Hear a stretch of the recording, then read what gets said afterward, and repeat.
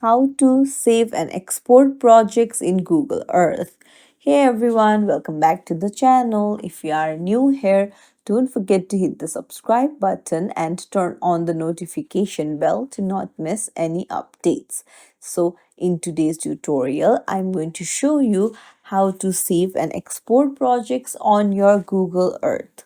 So, let's get started. Open up the Google Earth and then just search for the uh, location or project that you want to add, and then you can see save to project appear at the bottom. Just tap on it, and then you can see save feature to project or local KML file.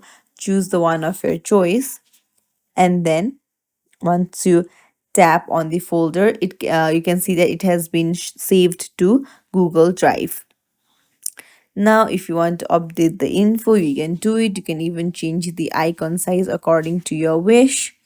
And then if you tap on more settings, then you can even change the labels and the heading, tilt, latitude, longitude, and so on.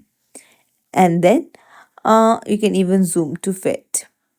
And that's it. It's as simple as that. If you found this tutorial helpful, don't forget to like and subscribe to our channel for more tips and tricks. Thank you for watching.